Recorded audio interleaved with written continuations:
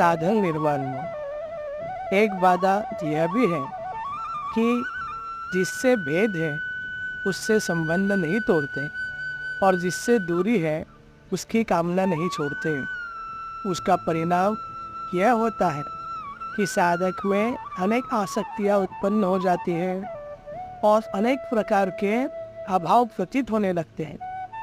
आसक्तियों में आबद्ध प्राणी शांति तथा स्वाधीनता से विमुख हो जाता है और अभावों में पीड़ित व्यक्ति निराशा, भय, चिंता, शोक आदि से आक्रांत हो अपने को दीनहीन मान लेता है।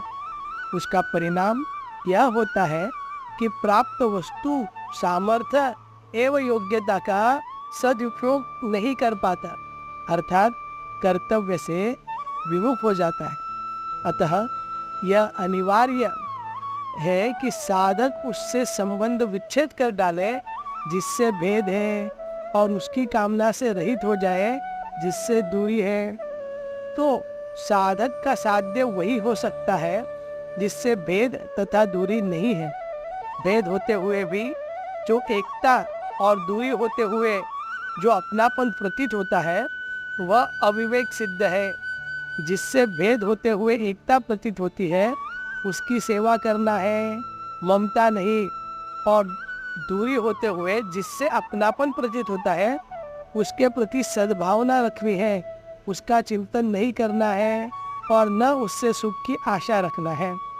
ममता ही भेद में एकता का दर्शन कराती है और सुख की आशा ही उससे अपनापन उत्पन्न करती है जिससे दूरी है।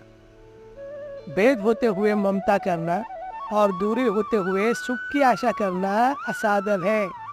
यह नियम है कि असाधन का त्याग किए बिना साधन निर्माण संभव नहीं है। अतः यह निर्विवाद सिद्ध हो जाता है कि जिससे भेद है उससे संबंध विच्छेद और जिससे दूरी है उसकी कामना का त्याग करने पर ही साधन निर्माण हो सकता है।